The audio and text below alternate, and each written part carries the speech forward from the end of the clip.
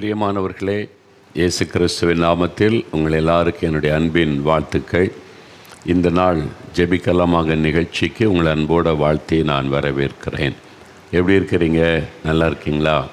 கர்த்தர் செய்த நன்மைகளை நாம் ஒரு நாள் மறக்கக்கூடாது. மறவாதபடி அவருக்கு நன்றி சொல்லணும். அவர் செய்த நன்மைகள் ஏராளம். அதை நினைத்து நாம் ஆண்டவரை துதிக்கணும். இந்த நாள் அதிகமாக ஆண்டவரை ஸ்தோத்திரம் பண்ணுங்க. இந்த வருஷத்தில் அவர் செய்த நன்மைகளை எல்லாம் எண்ணி பார்த்து ஆண்டவரை துதிங்க. சரி, இப்போது நம்ம சாட்சிகளை கேட்க போகிறோம். சில சாட்சிகளை நான் வாசிக்கிறேன். ஆண்டவர் அவர்களுக்கு செய்த அற்புதங்களை எழுதியிருக்கிறாங்க. அவங்க எழுதி அனுப்பின சாட்சியை நாம் அறிந்தபோது அவர்களோட ஃபோனில் தொடர்பு கொண்டு அந்த சாட்சியினுடைய உண்மைத்தன்மையை உறுதி செய்த பிறகுதான் அந்த சாட்சி உங்களுக்கு வாசிக்கப்படுகிறது.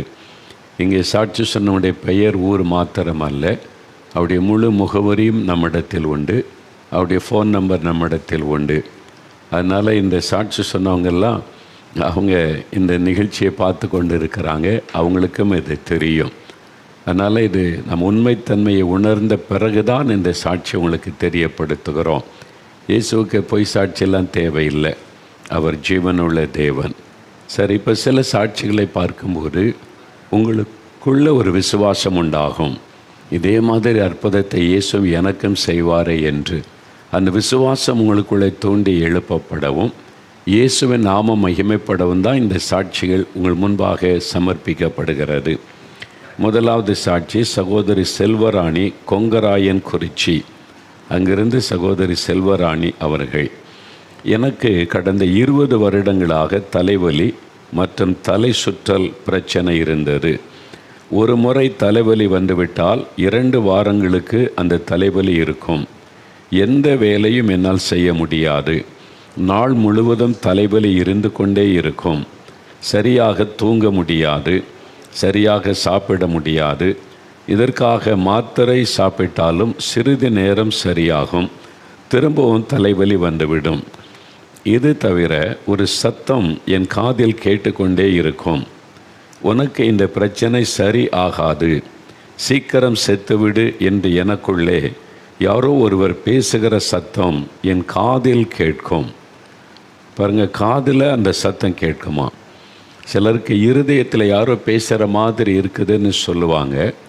ஆனால் இங்கே காதில் கேட்கிற அளவிற்கு அந்த சத்தம். பிசாசால் கூட நம்ம காதில் கேட்கிற மாதிரி பேச முடியும். அதை தான் நம்ம விளங்கி கொள்ளணும். எப்படி ஆண்டவர் நம்மோடு பேசுகிறாரோ, சாத்தானும் ஒரு மனிதனோடு இடைப்பட்டு பேசுகிறான். ஆண்டவர் பேசுவது சமாதானத்தை கொடுக்கும், மகிழ்ச்சியை கொடுக்கும், தைரியம் கொடுக்கும். பிசாசு பேசினா பயத்தை உண்டாக்கும், குழப்பத்தை உண்டாக்கும், மரணத்தை நோக்கி வழி நடத்தும். பிசாசு என்ன சொல்ல, இந்த வியாதி உனக்கு சுகமாகாது, செத்து போயிரு. அதுதான் பிசாசு பேசுகிற சத்தம். இரவில் தூங்கும் போதும் அந்த சத்தம் கேட்கும். எப்பொழுதும் என் மனசு இறுக்கமாகவும் பயமாகவும் இருக்கும். ஒவ்வொரு நாளும் மரண பயத்தோடு தான் வாழ்ந்து கொண்டிருந்தேன். இந்த சூழ்நிலையில் தேவனுடைய கூடாரத்தில் நடக்கும் அற்புத விடுதலை பிரார்த்தனையில் தொடர்ந்து நான் பங்கு பெற்று ஜெபித்து கொண்டு வந்தேன். ஒவ்வொரு வியாழக்கிழமையும் தேவனுடைய கூடாரத்தில் அற்புத விடுதலை பிரார்த்தனை நடக்கிறது. அது காலை 11 மணியிலிருந்து 2 மணி வரை நடைபெறும். உபவாசத்தோடு வந்து மக்கள் ஜெபிப்பதற்கு அந்த ஜெபம். ஒரு 3000-லேருந்து 5000 பேர் ஒவ்வொரு வாரமும் வருகிறார்கள். இது மாதிரி வியாதிப்பட்டவங்க, அடிமைத்தனத்தில் இருக்கிறவங்க, விடுதலைக்காக ஜெபிக்க விரும்புகிறவர்கள் வருவார்கள். நீங்கள் உபவாசத்தோடு வந்து ஜெபிக்க நாங்கள் உற்சாகப்படுத்துகிறோம். நீங்களே வரணும், நீங்களே ஜெபிக்கணும், இயேசுவிடத்தில் விடுதலை பெற்றுக்கொள்ளணும் என்பதாய் உற்சாகப்படுத்துகிறோம். அதில் சாட்சிகள் உண்டு, செய்தி உண்டு, ஜெப நேரமெல்லாம் உண்டு. வருகிறவங்களை வசனத்தில் வழி நடத்துவதற்கு இதுதான் அற்புத விடுதலை பிரார்த்தனைன்னு சொல்லியிருக்கிறாங்க. 2023ஆம் வருடம் டிசம்பர் மாதம் 27ஆம் தேதி அன்று நடந்த அற்புத விடுதலை பிரார்த்தனையில் இப்போ தான் இந்த 27ஆம் தேதி கலந்து கொண்டேன். அப்பொழுது தேவ செய்தி கொடுத்த பின்பு, நீங்கள் பிசாசின் பிடியில் உள்ளவர்களுக்கு விசேஷமாக ஜெபிக்கும்போது நானும் என்னை ஒப்பு கொடுத்து ஜெபித்தேன். அப்பொழுது என்னை அறியாமலேயே அலைக்கழித்து கீழே விழுந்து விட்டேன். கீழே விழும்பொழுது எனக்குள் 2 ஆவிகள் வெளியேறி போவதை என்னால் உணர முடிந்தது. பாருங்க, அவங்களுக்குள்ளே இருந்து 2 ஆவி வெளியேறி போகிறது. ஒரே ஆளுக்குள்ளே 2 ஆவி இருக்குமா? ஒரே ஆளுக்குள்ள மகதலேனா மரியாளுக்குள்ளே 7 அசுத்தாவி இருந்ததுன்னு பைபிளில் பார்க்குறோம். லேகியோன் என்று சொன்னால் ஆயிரக்கணக்கான, கிட்டத்தட்ட 6000 ஒரு மக்கள் ஒரு டீம் கொண்டது தான் லேகியோன் என்கிற ஒரு பெட்டாலியன். ஒரு மனிதனுக்குள்ள 6000 பிசாசு இருந்திருக்கிறதாக வேதத்தில் வாசிக்கிறோம். இன்றைக்கும் ஒரே மனிதனுக்குள்ளே பல ஆவிகள் வந்து குடியிருந்து அலைக்கழிக்க முடியும் என்பது உண்மை. இவங்களுக்குள்ள 2 ஆவி இருந்தது. அந்த ஆவி அவங்கள தள்ளிவிட்டு போய்விட்டது. அவங்க சொல்கிறாங்க, அதன் பின்பதாக எனக்கு மனதில் இருந்த பயம் நீங்கினது, மன அழுத்தம் என்னை விட்டு விலகினது, என் காதில் எப்பொழுதும் கேட்கும் அந்த சத்தமும் எனக்கு எப்பொழுது கேட்கவில்லை, தலைவலியும் வரவில்லை. இதுக்கெல்லாம் இப்போ என்ன காரணம்? இந்த 2 ஆவிகள் தான் இந்த மகளுக்குள்ளே இருந்து கொண்டு தலைவலி, தலை சுற்றல், வேதனை, அதனால் மன அழுத்தம் இதெல்லாம் கொடுத்து கொண்டு இருந்தது. அது மாத்திரம் இல்லை, ஒரு பேசிக்கொண்டே இருந்தது. அவங்களை கொல்லும்படி, தற்கொலை பண்ணி சாக வைப்பதற்கு அந்த ஆவி போராடி கொண்டு இருந்தது. நல்லா அறிந்து கொள்ளுங்க, தற்கொலை பண்ணி செத்துறன்னு கடவுள் பேசவே மாட்டார். பிசாசு தான் அப்படி பேசும், ஒரு மனிதனை தற்கொலைக்கு நேராய் நடத்துவது. இப்போ அந்த ஆவி போன உடனே அதெல்லாம் மாறிவிட்டது. இப்பொழுது எல்லா வேலைகளும் நன்றாக செய்கிறேன். 20 வருட பிரச்சனையிலிருந்து இயேசு கிறிஸ்து எனக்கு பூரண விடுதலை கொடுத்துள்ளார். 20 வருஷம் இந்த பிரச்சனை பாருங்கள். இயேசு என்கிற இரட்சகரை அறியும் வரைக்கும் தான் இந்த பிரச்சனை.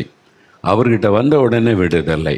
இவங்க இதுக்கு பணம் செலவு பண்ணாங்களா, காசு கொடுத்தாங்களா, பரிகாரம் செய்யணும், இருக்க தோஷம் இருக்குது, அது செய்யணும் இது செய்யணும், ஏதாவது செய்தாங்களா? ஒன்றுமே இல்லை. இயேசு தான் பரிகாரி. அவர் காசெல்லாம் கேட்க மாட்டார். இலவசமாய் விடுதலை கொடுக்கிற ஒரே ஒரு ஆண்டவர் இயேசு கிறிஸ்து தான். அவர் பாருங்கள், இலவசமாய் விடுதலை கொடுத்துட்டாரு. 20 வருஷமாக இருந்த பிரச்சனை இப்போ யார் கூடயும் ஆண்டவர் பேசுகிறார். உங்கள் கூட அசுத்தாவி பேசுது, உங்களை வாதிக்கிறது. நீங்கள் என்னென்னோ செலவு பண்ணி சுகமாகலை. இன்றைக்கி இயேசுவை கூப்பிடுங்க. இதுக்கு நீங்கள் 4 மோடி தான் வரணும்னு அவசியம் கிடையாது. இப்போ எங்கே இருக்கீங்களோ அங்கேருந்து இயேசு அவர் தான் விடுதலை தருகிறவர். இயேசுவேன்னு கூப்பிட்டா உங்கள் வீட்டில் இருந்து கொண்டே நீங்கள் விடுதலை பெற்றுக்கொள்ள முடியும். சரி, அடுத்து சகோதரி லட்சுமி, ஆந்திர மாநிலத்திலிருந்து சகோதரி லட்சுமி, அவங்க ஒரு சாட்சி எழுதியிருக்கிறாங்க பாருங்கள். நன்றாக இருந்த எனக்கு இந்த டிசம்பர் மாத தொடக்கத்தில் 4ஆம் தேதி திடீரென்ற இருதய பகுதியில் வலி வந்தது. திருப்பதியில் உள்ள ஒரு மருத்துவமனையில் என்னை சிகிச்சைக்காக அனுமதித்திருந்தார்கள். அங்கே திருப்பதியில் இருக்காங்க, ஆந்திர மாநிலம் திருப்பதி. பரிசோதனைக்காக இரத்தம் மாதிரி எடுப்பதற்கு சிரஞ்சில் ரத்தம் எடுக்கும்போது சிரஞ்சில் ரத்தம் ஏறவில்லை. ரத்தம் எடுப்பாங்களே, டெஸ்ட் பண்ண, ரத்தம் உறைந்து விட்டது. ரத்தம் உடம்பில் உறைந்து விட்டது. அப்போ சிரஞ்சில் வராதில்ல. உடனடியாக வேறு மருத்துவமனைக்கு அழைத்து கொண்டு போங்கள் என்று சொல்லிவிட்டார்கள். ஏன்னா அது டேஞ்சர், அவ்வளோதான், காப்பாற்ற முடியாது ரத்தம் உறைந்து விட்டால். எனக்குள் ஒரு மரண பயம் வந்துவிட்டது. அவசர சிகிச்சைக்காக என்னை இன்னொரு மருத்துவமனைக்கு எடுத்து செல்லும்போது நான் இயேசு விடுவிக்கிறார் 24 மணி நேர ஜெப மையத்திற்கு தொடர்பு கொண்டு என் சூழ்நிலையை சொல்லி எனக்காக ஜெபிக்க சொல்லி கேட்டேன். என்னால் பேசவே முடியவில்லை. மிகவும் மெதுவான குரலில் தான் நான் பேசினேன். அதையும் புரிந்து கொண்டு எனக்காக ஒரு சகோதரர் ஃபோனில் பாரப்பட்டு ஜெபம் செய்தார். அவர் ஜெபிக்கும் போதே ஒரு தேவ பிரசன்னம் என்னை சூழ்ந்ததை நான் உணர்ந்தேன். காரில் பிரயாணப்பட்டு கொண்டிருக்கும் போதே ஒரு ஜெப உதவி. ஏன்னா எப்போ எந்த நேரம் என்ன ஆபத்து வரும் நமக்கு தெரியாது.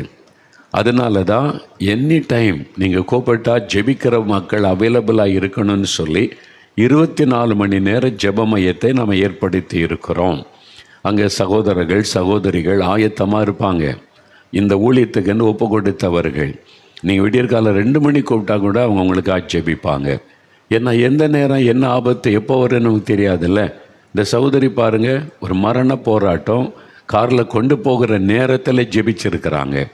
அந்த சமயத்தில் அடுத்த மருத்துவமனைக்கு நுழையும் முன்பாகவே எனக்குள் இருந்த மரண பயம் விலகினார். ஏன்னா மரண பயம் அவங்கள விட்டு விலகிட்டு. இவங்களும் மருத்துவத்துறையில் இருக்கிறவங்களாம், அதான் சொல்லியிருக்கிறாங்க. அதனால் அவங்களுக்கு தெரியும் ரத்தம் உறைஞ்சிட்டேன்னா இனி பிழைக்க முடியாது என்பது. மரண பயம்.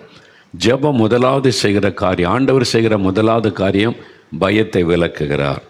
ஜெபத்திற்கு பிறகு எனக்கு இருந்த பலவீனம் நீங்கி நான் நார்மல் ஆனதை உணர்ந்தேன். அந்த மருத்துவமனையிலும் எனக்கு பரிசோதனை செய்தார்கள். எல்லாம் நார்மல், ஒன்றும் பிரச்சனை இல்லை என்று சொன்னார்கள். என் குடும்பத்தினருக்கு ஆச்சரியம். மருத்துவமனையில் இது இயற்கைக்கு அப்பாற்பட்ட ஒரு பெரிய மருத்துவத்துறையில் இது இயற்கைக்கு அப்பாற்பட்ட பெரிய அற்புதம். நானும் 23 ஆண்டுகள் மருத்துவத்துறையில் இருக்கிறேன். அவங்களுக்கு மருத்துவத்துறையில் பணி செய்கிறவங்க, அதனால் ரத்தம் உறைஞ்சிட்டா என்ன நடக்கும்னு தெரியும். அதனால தான் குடும்பமே பதறிட்டாங்க. அந்த ஆண்டவர் அற்புதம் செய்துட்டார். ரத்தம் உறைந்தால் என்ன ஆபத்து வரும் என்று எனக்கு தெரியும். எந்த ஒரு மாத்திரையாலோ மருந்தாலோ உறைந்த இரத்தத்தை சரி செய்ய முடியாது. இயேசுதான் இந்த அற்புதத்தை எனக்குள் செய்திருக்கிறார். மற்றொரு மருத்துவ ஆலோசனை பெற்றுக்கொள்ள வேண்டும் என்ற எண்ணத்தில் என்னை சென்னைக்கு அழைத்து சென்றார்கள். சென்னையில் உள்ள மருத்துவமனையிலும் என்னை சோதித்து பார்த்த மருத்துவர்கள் எல்லாம் நார்மல் என்று தான் சொன்னார்கள். இப்பொழுது நான் நன்றாக இருக்கிறேன், எந்த பிரச்சனையும் இல்லை. உங்களுடைய ஜெப மையத்தில் எனக்காக ஜெபித்த அந்த நொடியிலேயே எனக்குள் ஒரு அற்புத சுகத்தை கொடுத்து உறைந்திருந்த என் இரத்தத்தை மீண்டும் நார்மலாக்க செய்தது இயேசு மாத்திரமே. இயேசு என்ற நாமத்தில் நான் பெற்றுக்கொண்ட சுகத்திற்காக நன்றி செலுத்துகிறேன். லட்சுமி என்கிற சகோதரி ஆந்திராவிலேருந்து எழுதியிருக்கிறாங்க. அவங்க ஃபோட்டோ கூட இருக்குது பார்த்தீங்களா. அவங்க மருத்துவத்துறையில் பணி செய்கிறவங்க. ஆண்டவர் இயற்கைக்கு மேற்பட்ட அற்புதம் செய்கிறவர்.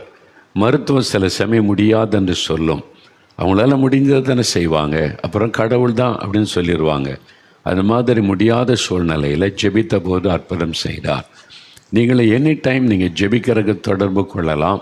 இப்போ கூட 50க்கு மேற்பட்ட தெய்வ பிள்ளைகள் ஃபோனில் ஜெபித்து கொண்டு இருக்கிறாங்க. நீங்கள் கால் பண்ணால் உடனே உங்களுக்காக ஜெபம் செய்வாங்க. நீங்கள் அதுக்கு நம்ம கன்னடம் தமிழில் ஜெபிப்பதற்கு ஒரு ஃபோன் நம்பர் இருக்குது. இங்கிலீஷில் நீங்கள் ஃபோன் ஜெபிக்கணும், ஜெப குறிப்பு சொல்லி ஜெபிக்கணும், அதுக்கு ஒரு நம்பர் இருக்குது பாருங்கள். கன்னட மொழியில் எனக்கு ஜெபிக்கணும், எனக்கு கன்னடா தான் தெரியும்னு சொன்னால் பெங்களூரில் இந்த ப்ரேயர் சென்டர் நம்ம ஏற்படுத்தி இருக்கிறோம். 24 மணி நேரமும் ஹிந்தியில் தான் என்னால் பேச முடியும்னா அதற்கு அந்த ஃபோன் நம்பருக்கு தொடர்பு கொண்டீங்கன்னா ஹிந்தி மொழியில் அவங்க பேசி ஜெபிப்பாங்க. சென்னையில் அந்த ப்ரேயர் டவர் இருக்கிறாரு. தெலுங்கு மொழியில் தான் எனக்கு தெரியும் அப்படின்னு சொன்னால் அதில் கூட நீங்கள் பேசி ஜெபிக்கலாம். அதற்கு அந்த ஃபோன் நம்பர், இந்த நம்பர்களை பயன்படுத்தி நீங்கள் கால் பண்ணால் எனி டைம் உங்களுக்காக ஜெபிக்க ஆட்கள் இருப்பாங்க. இது ஜெப உதவிக்காக கர்த்தர் ஏற்படுத்தின ஒரு காரியம். மூன்றாவது ஒரு சாட்சி பாருங்கள். சகோதரி ஏஞ்சலின் கர்நாடகா மாநிலத்திலிருந்து எனக்கு கடந்த 2 வருடங்களாக கடுமையான மூட்டு வலி. என்னால் கொஞ்ச தூரம் கூட நடக்க முடியாது, படி ஏறி இறங்க முடியாது, உட்கார்ந்து எழுவதற்கு கூட கஷ்டப்படுவேன். எப்பொழுதும் தைலங்கள் தடவி கொண்டு தான் இருப்பேன். என்ன தைலங்கள் தடவினாலும் வலி குறைந்தது கிடையாது. இரவு நேரத்தில் ஒரு பெயின் கில்லர் போட்டு கொண்டு தான் படுப்பேன். காலையில் எழுந்ததுமே மறுபடி மூட்டு வலி வந்துவிடும். கடந்த மாதம் நடைபெற்ற அற்புத பெருவிழா நிகழ்ச்சியில் விசேஷமாக நீங்கள் மூட்டு வலிக்காக ஜெபம் செய்தீர்கள். நீங்கள் ஜெபித்த நேரத்தில் நான் என் மூட்டு மீது கை வைத்து விசுவாசத்தோடு ஜெபம் செய்தேன்.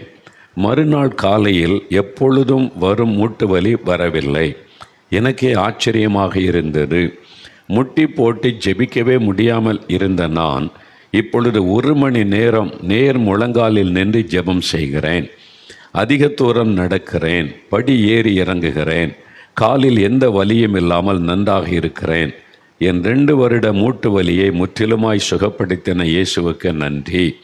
2 வருஷம் மூட்டு வலி. அவங்க எழுதியிருக்கிறாங்கல்ல, அற்புத பெருவிழா. ஒவ்வொரு நம்ம திறப்பின் வாசலுக்கு அடுத்த ஞாயிற்றுக்கிழமை அற்புத பெருவிழா. நாளைக்கு அற்புத பெருவிழா.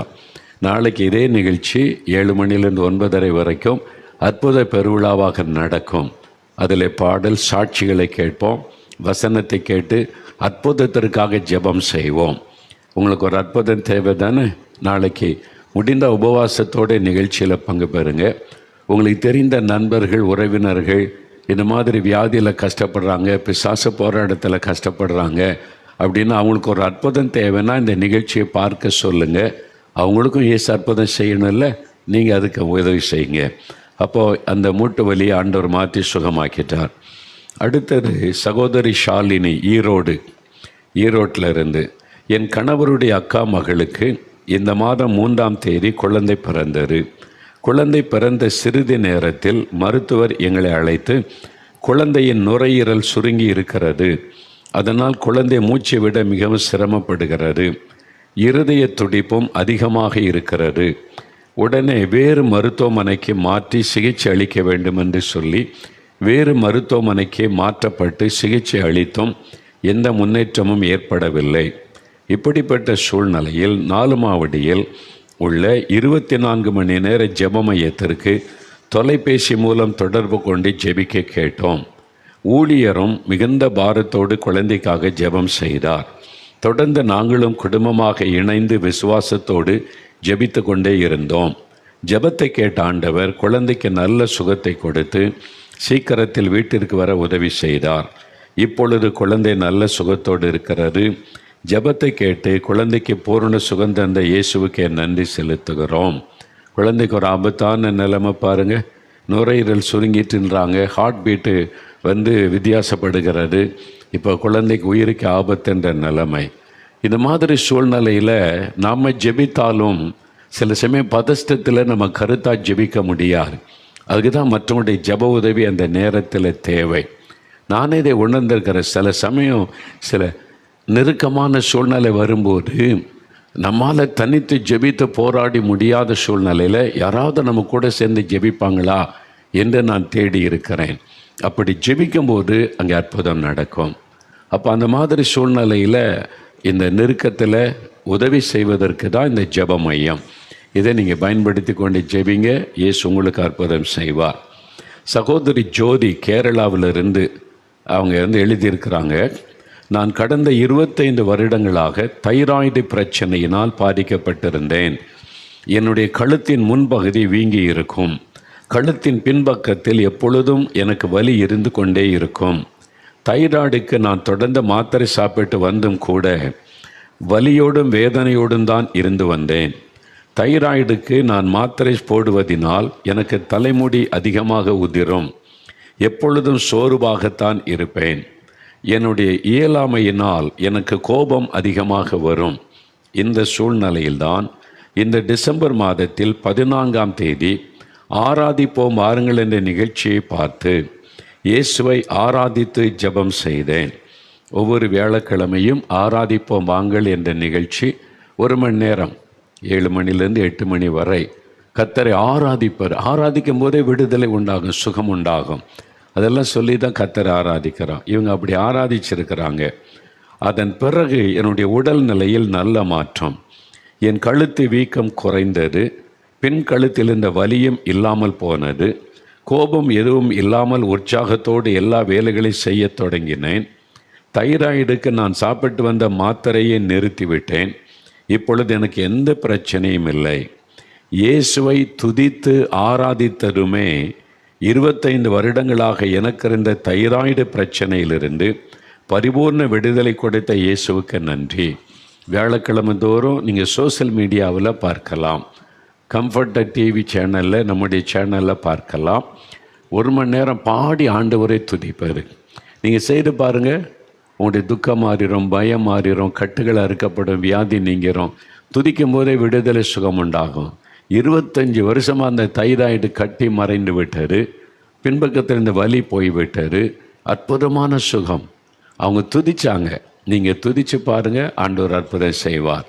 அதற்கு தான் நம்ம ஆண்டவரை துதித்து ஆராதிக்க வாருங்கள் என்று அந்த நிகழ்ச்சி நடத்தப்படுகிறது. சரி, இப்போது 2 சாட்சிகளை வீடியோவில் பார்க்க போகிறீங்க. அதன் பிறகு நாம் அற்புதத்துக்காக ஜெபிக்க போகிறோம். ஒன்று சகோதரர் ராஜ்குமார், சிறுவல்லிபுத்தூரை சார்ந்த சகோதரர். அவருக்கு இயேசு ஒரு அற்புதம் செய்திருக்கிறார். என்ன அற்புதம்னு பாருங்கள். அதன் பிறகு 2வது சாட்சியை பார்க்கலாம். பாருங்கள், 5 வருடமாக சரிந்து தான் நடக்க முடியும். எலும்பில் உண்டான பாதிப்பு. ஏன்னா வைத்தியரே சொல்லிட்டாங்க, இன்னும் அவ்வளோதான், இதுவே உங்களுக்கு பெரிய விஷயந்தான்ற மாதிரி. எவ்வளோ கஷ்டம் இல்லை, லைஃபே பெரிய கேள்விக்குறி. அதனால தான் மக்கள் வேதனை ஒரு பக்கம், பரிகாசம் என்ற மக்கள் ஒரு பக்கம், மற்றவருடைய குறைகள் அந்த உணர்வுகளை புரிந்து கொள்ளாத மக்கள் தான் இன்றைக்கி நம்ம சுற்றிலும் இருக்கிறாங்கல்ல. அப்படி இப்போ எல்லாரும் இல்லை, ஒரு சிலர் அதில் சந்தோஷம், மற்றவங்களை பரிகாசம் பண்ணி பார்க்குறதில்ல. அதை கேட்டு தான் அவருடைய மனம் உடைந்து தற்கொலை பண்ணி கூட செத்துடலான்னு ஒரு எண்ணம். ஆனால் இயேசு எவ்வளோ அற்புதமான ஆண்டவர் பாருங்கள். அவங்க மனைவி கை வைத்து ஜெபிக்கிறாங்க, இயேசு அற்புதம் செய்கிறார். நீங்கள் உங்கள் கணவருக்கு, உங்கள் மனைவிக்கு, உங்கள் பிள்ளைகளுக்கு, பெற்றோருக்கு, உங்கள் வீட்டில் உள்ளவங்களே கை வைத்து இயேசுவின் நாமத்தில் அப்படின்னு ஜெபிங்க. இயேசுவின் நாமத்தில் சுகமுண்டாகட்டும், இயேசுவே தொட்டு குணமாக, அந்த இயேசுன்ற பெயரை சொல்லி கையை எதுக்கு வைக்கிறோம்? உங்களுடைய விசுவாசத்தை வெளிப்படுத்துவதற்கு. என் நாமத்தினால் நீங்கள் வியாதியஸ்தன் மீது கைகளை வைப்பீர்கள், அப்பொழுது சுகம் அடைவார்கள் அப்படின்னு ஆண்டவர் சொல்கிறார். யாருக்கு? விசுவாசிக்கிறவர்கள். ஊழியக்காரங்க தான் இல்லை, அப்படி இல்லை. பைபிளில் இயேசு சொல்லும்போது விசுவாசிக்கிறவளால் நடக்கும் அடையாள். நீங்கள் இயேசுவை விசுவாசித்து கை வைத்து ஜெபிச்சு அற்புதம் நடந்துடும். இதுக்கு ஆயிரக்கணக்கான சாட்சி உங்களை முன்னால் ஆண்டவர் நிறுத்தி விட்டார்.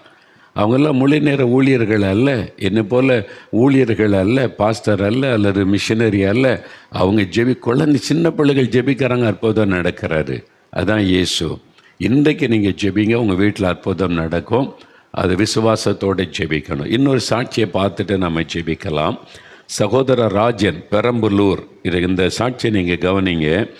ரொம்ப முக்கியமான காரியம். முக்கியமாக வாலிபர்கள் நல்லா கவனிங்க, இந்த சாட்சியை நல்லா கவனிங்க. வாலிப பெண் பிள்ளைகள் நல்லா கவனிங்க. 2 காரியத்தில் இந்த மகனுக்கு அற்புதம் நடந்திருக்கிறது. அது என்னதுன்னு அவங்களே சொல்லுவாங்க. அதன் பிறகு நம்ம ஜெபிக்க போகிறோம். ஜெபிக்க ஆயத்தமாக இருங்க. 5 நிமிடம் ஜெபிக்க போகிறோம். உங்கள் வீட்டில் யாராவது வியாதியோடு இருந்தால் டிவிக்கு முன்னால் உட்கார வச்சு நீங்கள் கை வைத்து ஜெபிக்கணும். இயேசு அற்புதம் செய்வார். இந்த சாட்சி கேளுங்க. எவ்வளோ பெரிய அற்புதம் இல்லை? ஒரு வாலிப தம்பி, இயேசுவை பற்றி தெரியாது, விருப்பம் இல்லை, இயேசுவையே ஏற்றுக்கொள்ளணும், அறிந்து கொள்ளணும் கூட விருப்பம் இல்லை. ஆனால் ஒரு பாதிப்பு வருது, பிசாசினால் உண்டாகிற போராட்டம். அதில் செல்ஃபோனில் பார்க்குறாங்க, சோசியல் மீடியாவில் ஏதாவது இருக்கான்னு பார்த்தா பயத்தில் இருந்து விடுதலை. மோகன்லால் சிஸ்னா யாருன்னே தெரியாது. அந்த தம்பி வெளிப்படையாக சொல்லியிருக்காங்க பாருங்கள், அவர் யாருன்னே எனக்கு தெரியாது. இந்த தலைப்பை பார்த்து தான் எனக்கு அந்த பிரச்சனை இருக்கிறத பார்க்கலான்னு பார்த்து, இயேசு எவ்வளோ அற்புதமான ஒரு ஆண்டவர், ஒரு ஆத்மா மீது எவ்வளவு அக்கறை உள்ள ஒரு ஆண்டவர். இந்த ஆத்மாவுக்கு இது தேவைன்னு அறிந்து அந்த செய்தியை ஆண்டவர் காண்பிக்க வைத்து அந்த தம்பிக்கு ஒரு பெரிய விடுதலை ஆண்டவர் கொடுத்து, செல்ஃபோனில் இந்த விடுதலை பாருங்கள். 12 மணி நேரம் செல்ஃபோன்லேயே சோசியல் மீடியாவில் வாலிப தம்பி, வாலிப மகள், உங்களோடு தான் ஆண்டவர் பேசிக்கிட்டு இருக்கிறார்ல. நீங்கள் அது உங்களை அடிமையாக்கி விட்டார். அது இல்லாமல் முடியாதுன்ற ஒரு சூழ்நிலையில் இருக்கிறீங்களா? அந்த தம்பி எப்படி ஆண்டவர் விடுதலை கொடுத்து இன்றைக்கி எவ்வளோ ஜெபிக்கிற ஒரு மகனாக, எவ்வளோ ஆச்சரியமான ஆண்டவர் பார்த்தீங்களா? காட்டில் போய் ஆண்டோடைய சமூகத்தில் காத்திருந்து ஜெபிக்க, மணிக்கணக்காக ஜெபிக்க, இயேசுவை பற்றி 200 பேருக்கு மேலே சொல்லிட்டாங்களாம். ஏன்னா எனக்கு இந்த விடுதலை கொடுத்தாரே, அந்த இயேசுவை நீங்களும் அறிந்து கொள்ளணும்னு சொல்லி. அதாங்க இயேசு. நீங்கள் பெற்றுக்கொண்ட சுகம், விடுதலை, ஆசீர்வாதத்தை பகிர்ந்து கொள்ளுங்கள். நிறைய பேர் இதே மாதிரி அடிமைத்தனத்தில் கஷ்டப்படுவாங்கல்ல. சரி, இப்போ நம்ம ஜெபிக்க போகிறோம். இதே மாதிரி செல்ஃபோனுக்கு அடிமையாக இருக்கலாம், ஒரு பாவ பழக்கத்துக்கு அடிமையாக இருக்கலாம், ஏதோ ஒரு காரியம் உங்களை அடிமையாக்கி உங்களுடைய வாழ்க்கை அழித்து கொண்டு இருக்கலாம், பயத்தின் ஆவி உங்களை பயப்படுத்தி கொண்டு இருக்கலாம், அல்லது ஒரு நோயினால் பாதிக்கப்பட்டு சரீர உறுப்பு பாதிக்கப்பட்டு இருக்கலாம். எதுவாக இருந்தாலும் சரி, இன்றைக்கு ஒரு 5 நிமிட ஜெபம் உங்கள் வாழ்க்கையில் பெரிய மாற்றத்தை கொண்டு வரும். இயேசு கிறிஸ்து சொன்னார், என் நாமத்தினாலே நீங்கள் எதை கேட்டால் அதை செய்வேன். இயேசுவேன்னு கூப்பிட்டு நீங்கள் ஜெபம் பண்ணி பாருங்கள், உங்களுக்கு அற்புதம் நடக்கும். தனியாக இருந்தால் தனியாக ஜெபிங்க. வீட்டில் மற்றவங்க இருந்தால் யார் பாதிக்கப்பட்டிருக்காங்களோ அவங்க தலையில் கை வைத்து நீங்கள் ஜெபம் பண்ணுங்கள். உங்கள் கணவருக்காய், உங்கள் மனைவிக்காக, உங்கள் பெற்றோருக்காக, பிள்ளைகளுக்காக, அல்லது பக்கத்தில் யார் இருக்கிறீங்களோ ஜெபிக்கலாம். உங்களுக்கு ஒரு விடுதலை வேணும், இந்த பயத்தில் இந்த விடுதலை வேணும், பாவத்தில் இந்த விடுதலை வேணும்னா இருதயத்தில் கை வைத்து கொள்ளுங்கள்.